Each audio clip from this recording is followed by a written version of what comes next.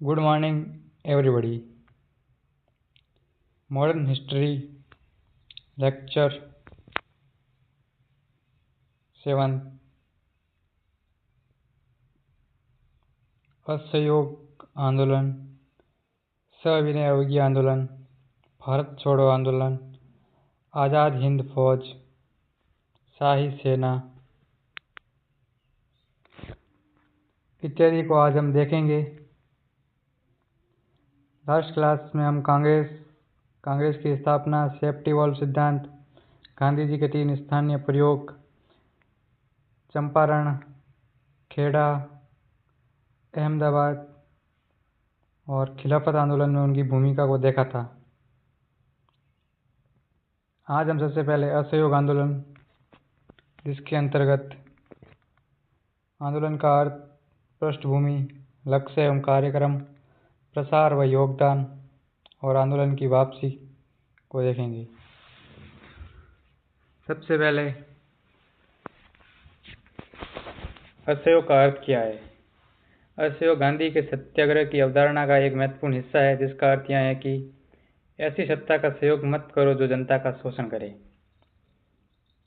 यानी last class में हमने देखा था कि गांधी जी के कुछ मूल मंत्र, जिसमें अहिंसा, असहयोग, भूख हड़ताल इत्यादि, जिसके अंतर्गत एक है असहयोग।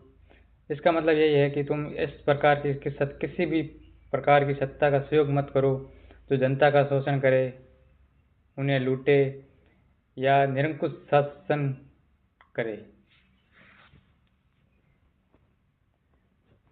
इसकी पृष्ठभूमि,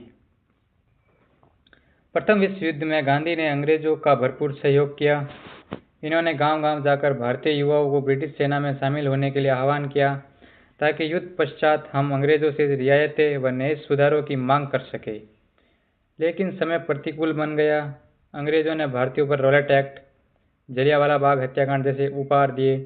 इन कृत्यों से गांधी ने अंग्रेजों का असहयोग करना शुरू कर दिया। इस घटना को एक सहयोगी का असहयोगी बनना कहते हैं। यानी जब प्रथम विश्व युद्ध हुआ तो अंग्रेजों ने गांव-गांव जाकर युवाओं से यह अपील की कि वो प्रथम विश्व युद्ध के अंतर्गत अंग्रेजों को सहायता दे।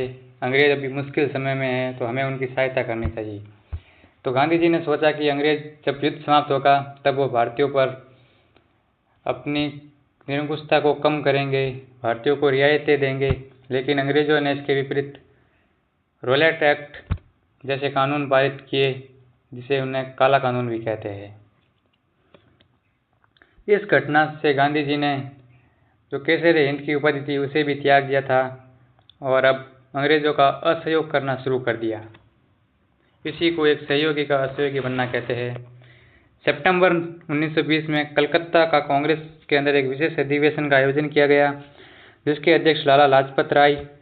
दिसंबर 1920 में नागपुर अधिवेशन की अध्यक्षता वी राघवाचार्य जी ने की थी। इसी नागपुर अधिवेशन में चित्तरंजन ने प्रस्ताव रखा असहयोग का। आंदोलन की पृष्ठभूमि के अंतर्गत रॉलेट एक्ट और जलियांवाला बाग हत्याकांड जैसी घटना ने संपूर्ण भारत में असंतोष पैदा कर दिया। गांधी ने इसी असंतोष को मौका देकर राष्ट्रीय आंदोलन को वृहद रूप दिया और जिसमें सभी वर्गों के लोग शामिल हो गए। यानी आंदोलन के कारण या पृष्ठभूमि के अंदर रॉलेट एक्ट, जलियांवाला बाग हत्याकांड, इन दोनों से जनता के अंदर आक्रोश व्याप्त था। तो गांधी जी ने इसे अच्छा मौका देखा और असहयोग आंदोलन शुरू कर दिया। दूसरा कारण, मॉन्टेग्यू चेम्सफोर्ड जैसे प्रशासनिक सुधार के लिए आयोग भेजा, जिनमें द्वैध शासन व अन्य प्रावधानों से जनता नाराज थी।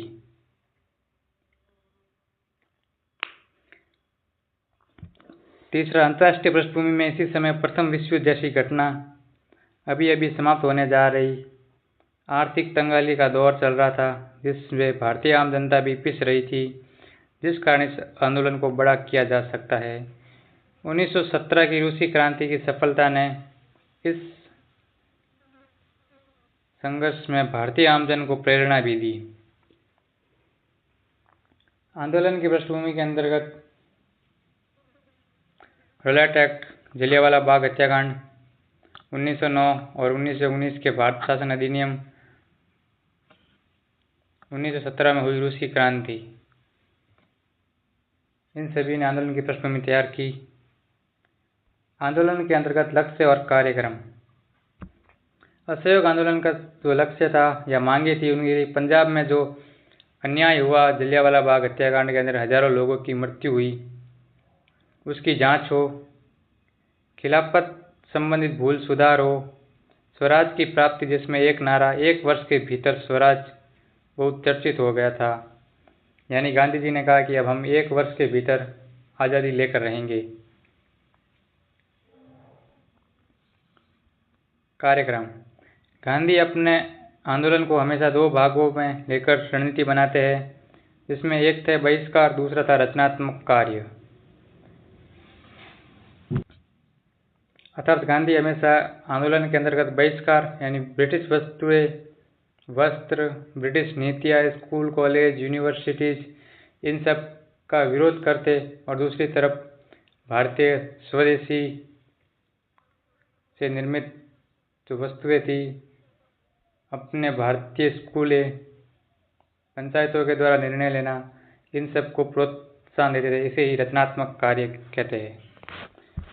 बहिष्कार के अंतर्गत ब्रिटिश सत्ता से जुड़े सभी संस्थाओं का बहिष्कार किया गया। सरकारी सेवाओं से सभी भारतीय इस्तीफा दे दे। अंग्रेजी स्कूल व कॉलेजों का बहिष्कार किया। विदेशी कपड़ों का बहिष्कार किया। रविंद्रनाथ टैगोर ने विदेशी कपड़ों के बहिष्कार पर आलोचना की। आलोचना का कारण यह था कि भारतीय लोग जो इन कपड़ों को जला रहे हैं, ये सबसे सस्ते उपलब्ध है और इन्हें जब खरीदा गया तब भारतीय लोगों ने ही पैसा दिया था, तो इनका विरोध करना उचित नहीं है, ऐसा रविंद्र टैगोर ने माना। महिलाओं ने मादक पदार्थों की दुकानों पर धरना व बंद का ऐलान किया था। अब रचनात्मक चरखा चलाना, सूत काटना, राष्ट्रीय स्कूल कॉलेजों की स्थापना करना। अब असहयोग आंदोलन की व्यापकता और प्रसार। असहयोग आंदोलन अब ऐसे सुदूर क्षेत्रों में भी पहुंच गया जहां अभी तक राष्ट्रीय संघर्ष नहीं पहुंच पाया। बम्बई में प्रिंस ऑफ वेल्स आगमन का विरोध, मोपला के दंगे और आंध्र में कर्षक विद्रोह, ये तीनों घटनाएं यह बताती है कि असहयोग आंदोलन अब लगभग संपूर्ण भारत तक फैला हुआ ही है। इस तरह संघर्ष ने प्रारंभिक भौगोलिक सीमा को लांघकर अपना प्रभाव बड़े भाग पर ला दिया। जब असहयोग आंदोलन शुरू किया गया तब 15 सदस्यीय कांग्रेस वर्किंग कमेटी बनाई गई जो आंदोलन के बारे में रणनीति बनाती, और 350 सदस्यों की ऑल इंडिया कांग्रेस कमेटी, यानी संपूर्ण भारत से 350 सदस्यों को लेकर ऑल इंडिया कांग्रेस समिति भी आंदोलन के अंतर्गत बनाई गई थी। आंदोलन की वापसी। 1922 में चोरा चोरी घटना को हिंसक आधार पर गांधी जी ने इस घटना को वापस ले लिया, जिस कारण बड़े बड़े नेता नाराज हो गए। यानी जब फरवरी 1922 के अंतर्गत उत्तर प्रदेश के चोरी चोरी नामक थाने पर एक थाने को जला दिया गया, जिसमें 22 पुलिस वाले जिंदा जल गए थे। इस घटना से नाराज होकर महात्मा गांधी जी ने आंदोलन को वापस ले लिया। जब आंदोलन वापस लिया गया तो बड़े बड़े नेता मोतीलाल नेहरू और चित्तरंजन दास इसने इसका विरोध किया और उन्होंने 1923 में कांग्रेस से अलग होकर स्वराजवादी दल की स्थापना की, जिसे स्वराज पार्टी भी कहते हैं। बोस ने इसे राष्ट्रीय आपदा की उपमा तक दे दी थी। अब आंदोलन की वापसी की तर्क संगतता। गांधी के आंदोलन वापसी के निर्णय ने एक तरफा सभी लोगों को स्तब्ध कर दिया। इस निर्णय को गांधीवादी दृष्टिकोण व तत्कालीन परिस्थितियों से परखने की आवश्यकता है, जिसमें सत्याग्रह का अभिन्न हिस्सा असहयोग ने भारत के बड़े भाग पर हिंसक घटना की रूपरेखा तैयार कर दी थी। यानी जो आंदोलन की सबसे महत्वपूर्ण रूपरेखा वो थी असहयोग और सत्याग्रह। लेकिन इन दोनों से बढ़कर आंदोलन ने भारत के बड़े बड़े भागों पर हिंसक आंदोलनों को जन्म दे दिया, जैसे चोरा चोरी कांड, केरल में मोपला के दंगे, आंध्र में चिराला पिराला कर्षक दंगे, मुंबई में प्रिंस ऑफ वेल्स के आगमन का विरोध। इस हिंसक घटना से गांधी ने अनुमान लगाया कि भारतीयों को अहिंसा का मूल तत्व अभी तक समझ में नहीं आया। सरकार ने हिंसा को दमन करने के साथ आंदोलन को भी समाप्त करने का अधिकार मिल जाता, जिस कारण गांधी की दीर्घकालिक रणनीति बिना लक्ष्य प्राप्ति के ही समाप्त हो जाती।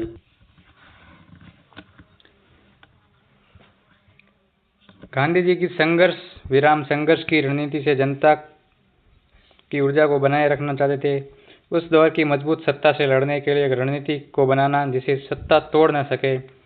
अतः गांधी का यह निर्णय दीर्घकालिक रणनीति का अभिन्न हिस्सा था, न कि राष्ट्रीय आपदा। जब आंदोलन को वापस लिया तो गांधी जी ने अपनी पत्रिका यंग इंडिया में लिखा कि सेनापति निर्णय करेगा कि आंदोलन को कब व कैसे वापस लेना है।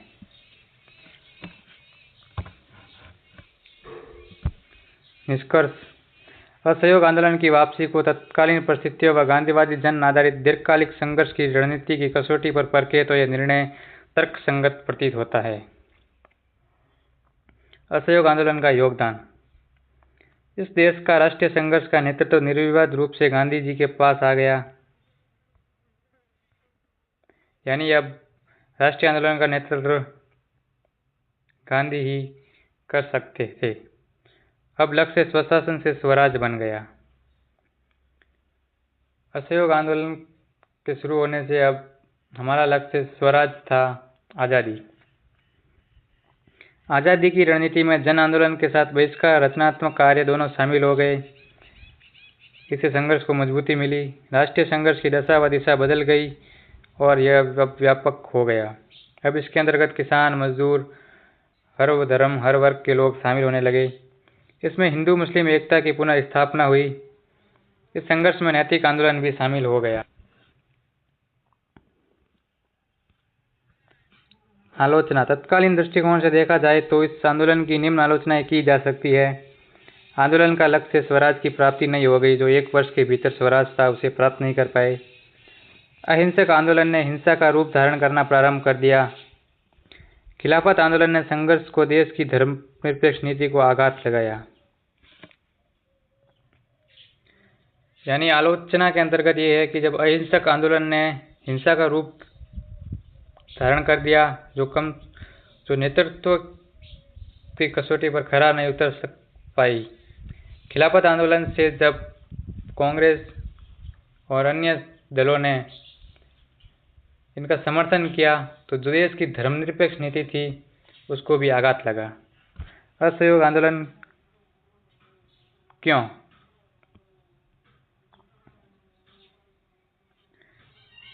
अब है कि असहयोग आंदोलन को क्यों शुरू किया गया। तो खिलाफत आंदोलन को जारी रखने और अपनी मांगें मनवाने और असहयोग आंदोलन विरोध समिति पुरुषोत्तम दास और फिरोज शाह मेहता।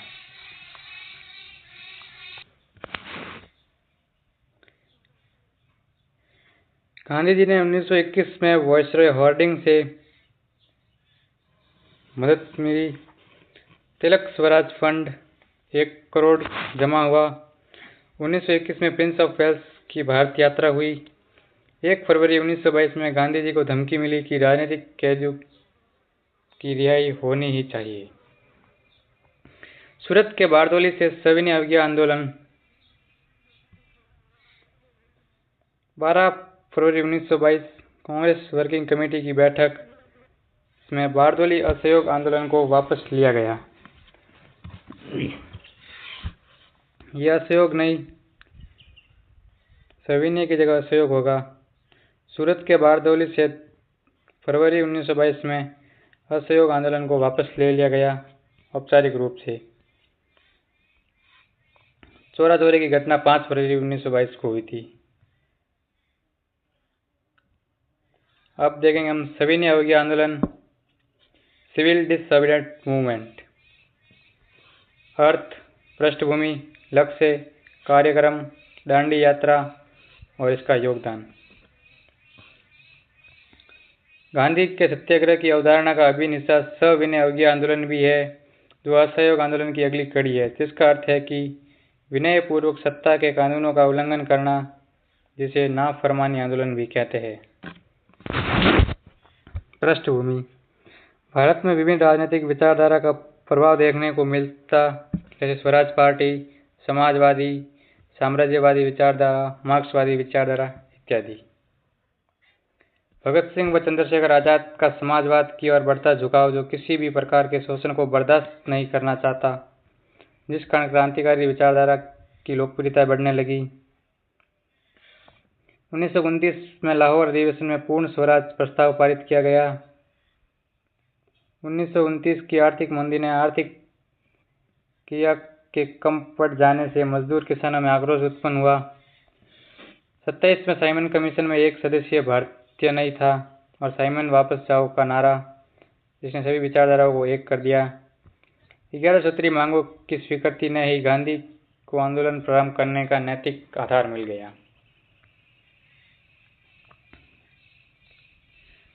अब है कि जो सविनय अवज्ञा आंदोलन प्रारंभ हुआ, उनके क्या क्या कारण थे। तो सबसे पहले कारण थे कि विभिन्न प्रकार की विचारधाराएं, समाजवादी,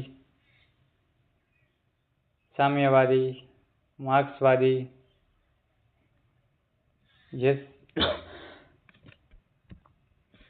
इन सभी विचारधाराओं का एक होना, साइमन कमीशन का विरोध 1927 में, जिसके अंतर्गत 7 सदस्यों में से एक भी सदस्य भारतीय नहीं था। साइमन कमीशन के विरोध का अंग्रेजों ने भी दबाने की कोशिश की। पूर्व में अधिनियमित कानून, जो राजनीतिक कैदी थी उनकी रिहाई नहीं हो पाना, गांधी जी की जो 11 सूत्री मांगे थी उनको नहीं मान पाना इरविन के द्वारा। सविनय अवज्ञा आंदोलन के कार्यक्रम का जो मुख्य विषय या केंद्रीय विषय था वो था नमक। क्वेश्चन है कि इसे में नमक को ही केंद्रीय विषय क्यों अपनाया गया, क्योंकि ब्रिटिश सरकार की अतिवादी दुविधा में डाल देना चाहा। अंग्रेजों ने इसे महत्वहीन विषय बताया और इस विषय पर अगर हमने गांधी को गिरफ्तार कर लिया तो गांधी की महत्व सत्य ही समाप्त हो जाएगी। यानी अंग्रेजों ने सोचा कि अब नमक पर क्या ही गांधी को गिरफ्तार करना, अगर हम नमक जैसे विषय पर भी कड़ा रुख अपनाएंगे तो इसमें हमारी ही भलाई नहीं है। गांधी ब्रिटिश सत्ता को अमानवीय बताकर इस सत्ता को वैश्विक आधार प्रदान करना चाहते थे। गांधी ये बताना चाहते थे कि अंग्रेजों ने भारत के अंतर्गत नमक तक पर टैक्स लगा दिया गया है, यानी इतनी क्रूर सत्ता भारत पर शासन कर रही है। भारत में नमक विश्वास व सामाजिक सांस्कृतिक का प्रतीक है। गांधी की यह सोच भारतीयों को दर्शाती है कि जबकि अंग्रेज नमक को अर्थव्यवस्था से जोड़ती है। गांधी जानते थे कि जो नमक है वो सामाजिक सौहार्दता और भारतीयता का प्रतीक है, लेकिन ब्रिटिश सरकार इसे केवल आर्थिक हित के माध्यम से देखती है। अब है दांडी मार्च। गांधी जी ने साबरमती से दांडी तक पैदल चलकर यात्रा की और दांडी में जाकर प्रतीकात्मक रूप से नमक बनाकर अंग्रेजों के नमक कानून को तोड़ा। इनके साथ देश में विभिन्न लोगों ने विभिन्न जगह पर जाकर इस नमक कानून को तोड़ा। यानी गांधी जी ने साबरमती आश्रम गुजरात से 12 मार्च को यात्रा शुरू की और 6 अप्रैल तक की यात्रा की, जिसमें वो विभिन्न वर्गों के लोगों से मिले, उनके मस्तिष्क में छा गए।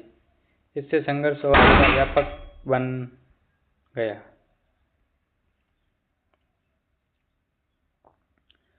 अब सुभाष चंद्र बोस ने गांधी जी के बारे में कहा कि गांधी जी का दांडी मार्च उतना ही सफल रहा जितना नेपोलियन का विजय अभियान सफल रहा।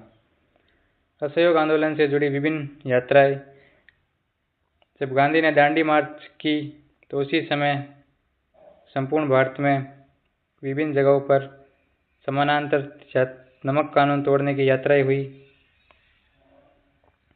जिसमें सी राज गोपालाचारी तिरचानपल्ली से वेदरण्यम तक की यात्रा की। के केलपन ने केरल में इनकी यात्रा की। उत्तर पश्चिम सीमा प्रांत में खान अब्दुल गफ्फार खान ने खुदमई खिदमतगार संस्था के नेतृत्व में लाल कुर्ता आंदोलन चलाया। वहां की गढ़वाल रेजिमेंट ने आंदोलन को कुचलने से मना कर दिया। इस रेजिमेंट के प्रमुख चंद्र सिंह गढ़वाल थे। चटगांव शस्त्रागार की घटना। मणिपुर में जदुनाक के नेतृत्व में हिंसक विद्रोह तथा रानी गांधीलू के नेतृत्व में जबरदस्त भूमिका निभाई। इसके अंतर्गत अंग्रेजों ने रानी को गिरफ्तार कर लिया। नेहरू ने इनकी रिहाई कराई और रानी की उपाधि दी। अलवर में KM अशरफ, कश्मीर में शेख अब्दुल्ला ने भी नेतृत्व किया। टाइम्स नामक पत्रिका में सर्वकालिक महत्वपूर्ण आंदोलनों में से इसे दूसरा स्थान प्राप्त हुआ। पूंजीपतियों का समर्थन प्राप्त हुआ। असहयोग में विश्वास लगा। यानी जब गांधी जी ने दांडी मार्च की यात्रा शुरू की, सविनय अवज्ञा आंदोलन शुरू किया, तब भी संपूर्ण भारत के अंतर्गत श्री राजगोपालाचारी, खान अब्दुल गफ्फार खान, मणिपुर में रानी गांधीले, मोपले विद्रोह इत्यादि हुए। इन आंदोलनों से संपूर्ण भारत में अपनी छाप छोड़ी। अमेरिका की टाइम्स नामक पत्रिका ने इसे दूसरा सबसे महत्वपूर्ण आंदोलन भी बताया। अब यह असहयोग आंदोलन का प्रसार या योगदान। भारतीयों के मन मस्तिष्क से ब्रिटिश सत्ता का भय मिटा दिया गया। इसका प्रमाण एक सेनापति ने अपने पत्र में दिया कि पहले जब हमारी सेना गांव में जाती तो छोटा बच्चा भी भाग जाता, तो गांव के लोग घरों में चले जाते, लेकिन अब वृद्ध व बच्चे भी हमारे सामने बैठे रहते हैं। यानी इन यात्राओं ने अंग्रेजों के भय को मिटा दिया। महिलाओं को राष्ट्रीय संघर्ष में पुरुषों के समान योगदान दिया। यहाँ तक घर्षणा का सत्याग्रह का नेतृत्व Nightingale of India Sarojini Naidu के नेतृत्व में हुआ। नवयुवक व छात्रों की गर्मजोशी ने किसानों की सहभागिता बढ़ी। यहाँ तक कि गांधी के चिंतन में गांवों की महत्वपूर्ण भूमिका बढ़ी। आंदोलन के विषय नमक व लगान ने इसे और व्यापक बना दिया। मादक पदार्थों के खिलाफ आंदोलन के कारण अंग्रेजों को आबकारी कर प्राप्त नहीं हुए। अंग्रेजों को आर्थिक क्षति हुई। इसके विपरीत भारतीय पूंजीपतियों ने स्वदेशी उद्योगों में अपनी पूंजी को निवेश किया और असल मायनों में भारतीय आधुनिकीकरण की नींव रखी। स्वतंत्रता का अर्थ बदल गया। इसने राजनीतिक स्वरूप से सामाजिक व आर्थिक स्वतंत्रता और महत्व देने लगे।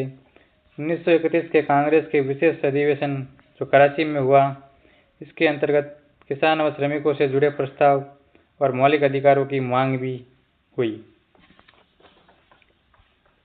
सविनय अवज्ञा आंदोलन का इतना ज़्यादा प्रभाव रहा।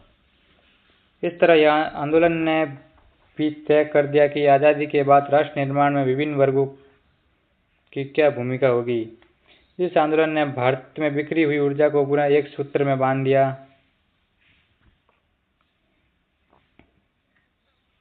स्त्री मांगों को इरविन ने बड़ी चतुराई से आंशिक रूप से स्वीकार किया।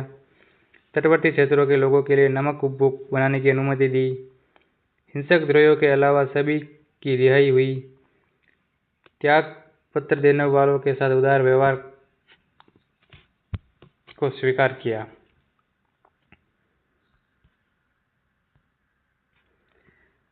कांग्रेस ने सेकेंड राउंड टेबल कॉन्फ्रेंस 1931 में भाग लेने को स्वीकारा और आंदोलन को स्थगित किया। सेकेंड राउंड टेबल कॉन्फ्रेंस में गांधी एकमात्र प्रतिनिधि थे। कांग्रेस से गांधी की मांगें नहीं मानने पर गांधी असंतुष्ट होकर भारत आए और 1932 से 34 तक वापस एक आंदोलन चलाया, सविनय अवज्ञा आंदोलन। सेकंड चरण में हरिजन उत्थान कार्यक्रम को महत्व दिया। अस्पृश्यता विरोधी लीग का गठन गांधी जी ने किया 32 में। 33 में हरिजन यात्रा की और पत्रिका भी निकाली। अब है 1932 का मैकडोनाल्ड या सांप्रदायिक पंचायत। इस सांप्रदायिक पंचायत के जरिए मैकडोनाल्ड ने विशेष निर्वाचन प्रणाली में मुस्लिम वर्ग के लिए अलग निर्वाचन और हिंदू धर्म के अंतर्गत दलित वर्ग के लिए भी अलग निर्वाचन को मान्यता दी। इस पंचायत से गांधी नाराज हो गए और नर्मदा जेल में भूख हड़ताल की। जब गांधी ने भूख हड़ताल स्टार्ट की तब गांधी के सहयोगियों ने अम्बेडकर साहब से बात करके 1932 में पूना पैक्ट करवाया, जिसमें दलितों के लिए आरक्षित निर्वाचन प्रणाली को अपनाया गया। सांप्रदायिक पंचायत में 71 सीट थी, लेकिन पूना पैक्ट से यह 143 से 147 तक कर दी गई थी।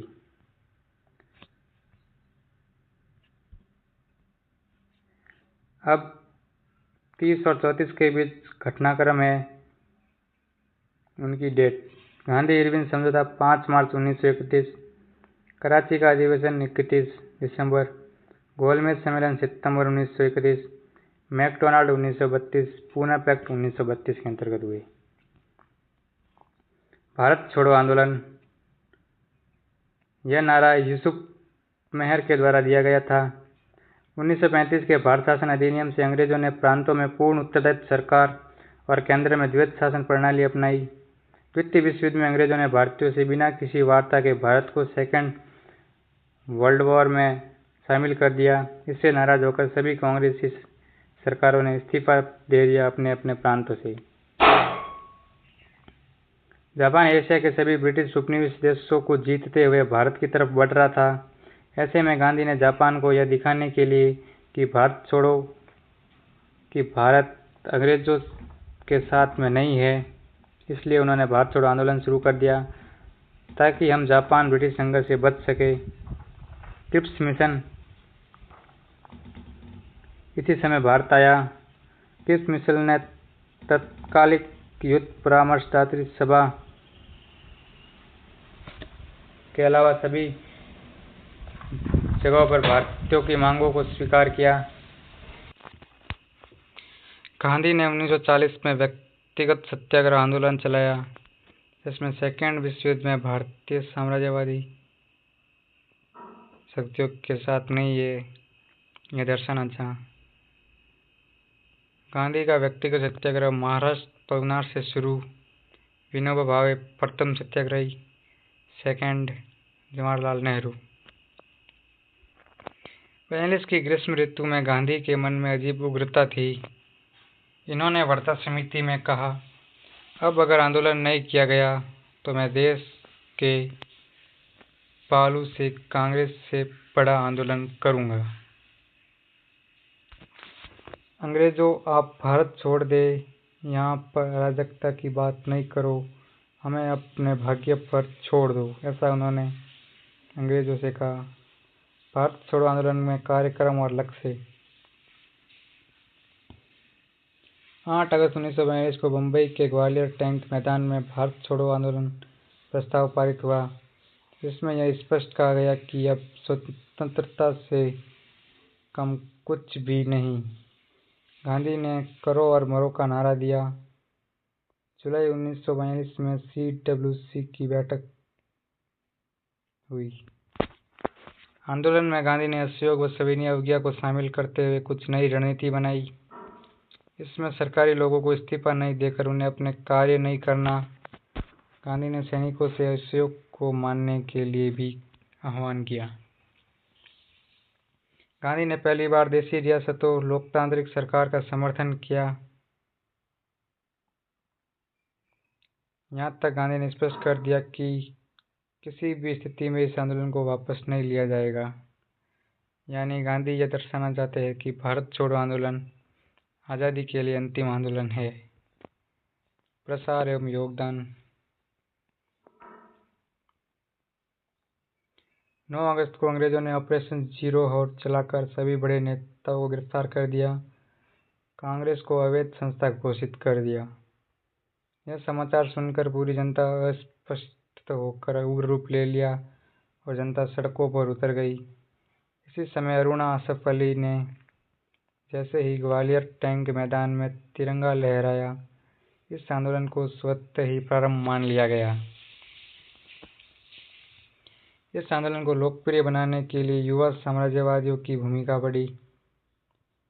इसमें जयप्रकाश नारायण, राम मनोहर लोहिया जैसे महान लोग शामिल थे, यानी इन्हीं के द्वारा आंदोलन को लोकप्रिय बनाया गया। ये सभी समाजवादी विचारधारा से संबंधित थे। इन नेताओं ने भूमिगत रूप से आंदोलन के प्रसार में महत्वपूर्ण भूमिका निभाई। JB नारायण ने आज़ाद दस्ते का गठन किया। आंदोलन की ऊर्जा को बनाए रखने के लिए कांग्रेस रेडियो संचालित किया गया, जिसका नेतृत्व उषा मेहता के द्वारा किया गया था।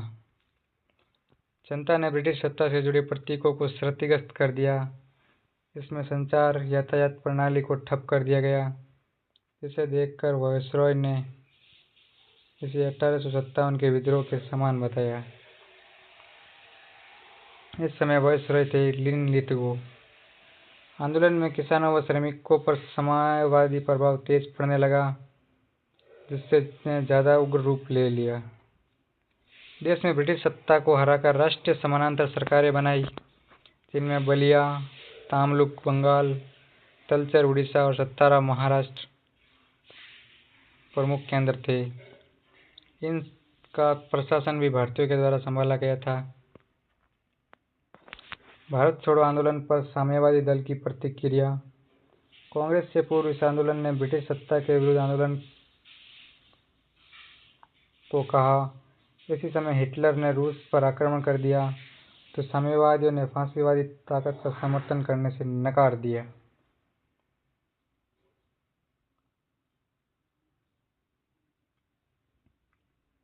मुस्लिम लीग आंदोलन का विरोध किया।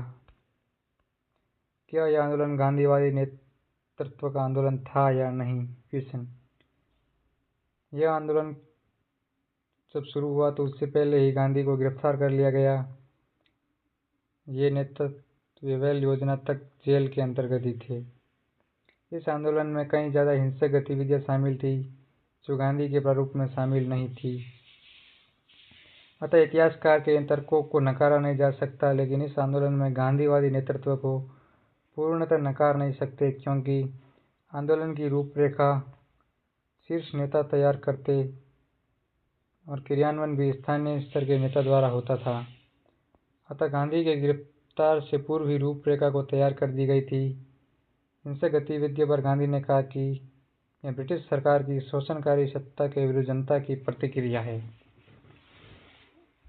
गांधी जी ने भी जेल के अंदर भूख हड़ताल का आयोजन कर इसे जारी रखा। भारत छोड़ो आंदोलन की शुरुआत अहिंसक पद्धति से गांधीवादी रणनीति के तहत हुई, लेकिन सरकार की दमनात्मक कार्यवाही ने जनता को हिंसा के लिए मजबूर कर दिया, जो राष्ट्रवादी भावना से पूर्ण थी। यहाँ तक कि यह पहले के आंदोलन से अलग व उग्र गतिविधियों की सम्मिलितता से गांधीवादी नेतृत्व से अलग होने का आरोप लगाया का विश्लेषण करते हैं।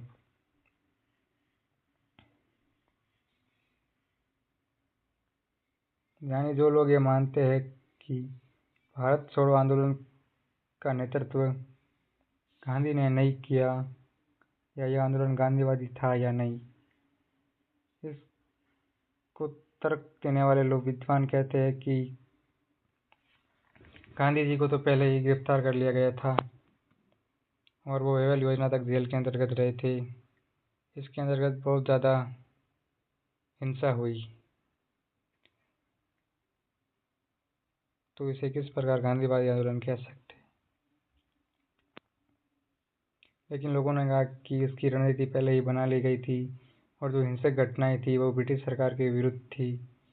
सरकार भी आंदोलन को दबाने के लिए हिंसा का प्रयोग कर रही थी। अब क्वेश्चन है, भारत छोड़ो आंदोलन स्वतः स्फूर्त आंदोलन था या नहीं? स्वतः स्फूर्त आंदोलन से तात्पर्य जब आंदोलन में संगठन, विचारधारा व नेतृत्व की निश्चितता नहीं हो, फिर भी आम जनता उसे आगे बढ़ाए, तो उसे स्वतः स्फूर्त आंदोलन कहते हैं। इस आंदोलन को क्षितिज आंदोलन भी कहा जाता है और प्रत्येक व्यक्ति का अपना मार्गदर्शक स्वयं था। इतिहासकारों का तर्क है कि जिस तरह भारत के बड़े बड़े क्षेत्र में आंदोलन का प्रभाव देखा गया, जबकि सभी नेताओं को गिरफ्तार कर लिया गया और अंग्रेज की दमनात्मक गतिविधियों के बावजूद जनता इस आंदोलन को तेजी से व्यापक बना रही थी, तो इस कारण से स्वतःस्फूर्त आंदोलन कह सकते हैं। आंदोलन, जिसे अगस्त क्रांति भी कहा गया, निसंदेह इन गुणों से युक्त होने के कारण स्वतःस्फूर्त आंदोलन की श्रेणी में आता है। किंतु हमें यह स्वीकारना होगा कि इस आंदोलन का प्रारंभ गांधीवादी तरीके से हुआ। यह गांधीवादी नेतृत्व का निर्णायक आंदोलन था, जिसमें स्वतःस्फूर्त के गुण शामिल होते चले गए। यानी आंदोलन की जो रणनीतियाँ वगैरह थी वो पूर्व में निर्धारित की गई और उसी पर यह आंदोलन चलता गया। इस कारण आंदोलन को स्वतःस्फूर्त के साथ गांधीवादी नेतृत्व भी कहा जाता है। अब क्वेश्चन है कि जो गांधीवादी आंदोलन थे वो वास्तव में ग्रामीण आंदोलन थे या नहीं। भारतीय स्वतंत्रता संग्राम गांधी व गांधीवादी नेतृत्व के आंदोलनों का ऋणी है। गांधी के आंदोलन, जिन्हें सामान्यतः सर्वांगीण आंदोलन कहा जाता है और कई विचारकों में इसे ग्रामीण आंदोलन का, इसे दो भागों में बांटा सकते हैं: सैद्धांतिक पक्ष और व्यवहारिक पक्ष। सैद्धांतिक पक्ष के अंतर्गत गांधी के दर्शन व विचारों में गांवों की भूमिका प्रमुख रही। उन्होंने भारत को गांवों का देश कहा। उनकी सामाजिक, आर्थिक, प्रशासनिक विचारधारा भी गांवों से ही प्रारंभ होती है। व्यवहारिक पक्ष: गांधी ने भारत में अपने आंदोलनों की शुरुआत गांवों से की, जिसमें किसानों व मजदूरों के लिए स्थानीय आंदोलन में उन्हें मुक्ति दिलाने का प्रयास भी किया। इन सभी बातों के बावजूद गांधी के सर्वांगीण आंदोलन का केंद्र बिंदु गांव थे, लेकिन यह राष्ट्रीय स्तरों पर भी थे। आजाद हिंद फौज, सुभाष चंद्र बोस। इससे पूर्व हमने असहयोग आंदोलन, सविनय अवज्ञा आंदोलन, भारत छोड़ो आंदोलन को देखा। अब हम देखते हैं आजाद हिंद फौज। सुभाष चंद्र बोस के नेतृत्व। आजाद हिंद फौज के गठन का प्रथम प्रयास कैप्टन मोहन सिंह के मन में आया। यह विचार सेकेंड वर्ल्ड वॉर के दौरान जापान की सेना के कैप्टन फुजीवारा से परामर्श कर जापान के अधीन भारतीय युद्ध बंदी को लेकर इस फौज का गठन हुआ। रास बिहारी बोस के इंडिया इंडिपेंडेंस लीग के सेकेंड अधिवेशन में आधिकारिक रूप से इस फौज का गठन हुआ। 1943 में सुभाष चंद्र बोस के नेतृत्व में आ जाने से आजाद हिंद फौज ने ज़्यादा ख्याति अर्जित कर ली। सिंगापुर में बोस ने आजाद हिंद सरकार की स्थापना की। इसे अस्थायी सरकार भी कहा गया। यानी जब 1943 में इसका नेतृत्व बोस के हाथ में आ गया तो बोस ने सिंगापुर के अंतर्गत एक समानांतर सरकार की स्थापना की, जिसे अस्थायी सरकार भी कहते हैं। बोस की रणनीति। जापान और आजाद हिंद फौज ने रणनीतिक व संघर्ष के जरिए अंडमान निकोबार द्वीप समूह को ग्रहण कर लिया। इन द्वीपों का नाम शहीद व स्वराज भी कर दिया था। इसका प्रशासन शहनवाज खान ने संभाला। इस क्रम में इम्फाल अभियान भी किया गया। इम्फाल अभियान का नेतृत्व शहनवाज खान ने किया, लेकिन मौसमी परिस्थितियों और जापान पर परमाणु घटना से आत्मसमर्पण के कारण यह अभियान पूरा नहीं हो पाया।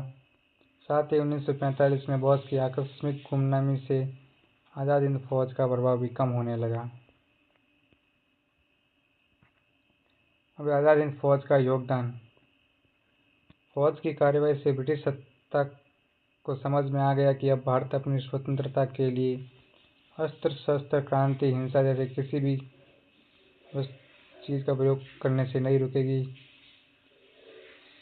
सुभाष चंद्र बोस के नारा "तुम मुझे खून दो, मैं तुम्हें आज़ादी दूंगा" युवाओं को चुंबक की तरह आकर्षित करने लगा। इसके साथ भारतीय सैनिक भी ब्रिटिश सेना को छोड़कर आजाद हिंद फौज में शामिल होने लगे।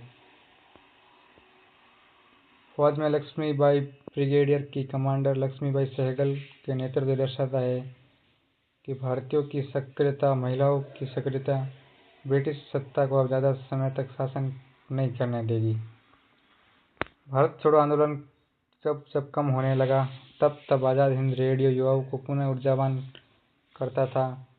इस तरह स्वतंत्रता संग्राम में गांधी की अहिंसा के साथ सुभाष की रक्त एवं लोक की नीति शामिल हो गई और राष्ट्रीय संघर्ष को नया आयाम मिला। यद्यपि फौज ने भारत को स्वतंत्रता नहीं दिला सकी, किंतु हमारी राष्ट्रवादी भावनाओं को राष्ट्रीय संघर्ष को उस पड़ाव पर ला दिया जिसकी अंतिम मंजिल केवल आज़ादी थी। त्रिपुरी संकट 1939 त्रिपुरा संकट में कांग्रेस में सुभाष ने पट्टाभी सीतारामैया को भारी मतों से हराकर जीत हासिल कर ली, किंतु बाद में मतभेद हो जाने के कारण बोस ने इस्तीफा दे दिया। गांधी हमेशा अहिंसा की बात करते, जबकि सुभाष भारत की आज़ादी के लिए तानाशाही शक्ति से मदद लेने को भी पीछे नहीं थे। आज़ाद भारत में सुभाष ने पहले 15 वर्षों तक रूसी शासक स्टालिन की प्रणाली चाही, जबकि गांधी इसके लिए तैयार नहीं थे। अतः गांधी की नीतियों में सुभाष का विश्वास नहीं रहा, किंतु 39 तक सुभाष ने गांधी के नेतृत्व को स्वीकारा था और कांग्रेस में अपनी आस्था व्यक्त की। गांधी को पहली बार राष्ट्रपिता की उपाधि भी सुभाष ने ही दी थी। निष्कर्ष है कि इसमें केवल वैचारिक मतभेद है जो वैचारिक आयाम को बढ़ावा देता है, जिससे राष्ट्रीय संघर्ष को मजबूती मिली।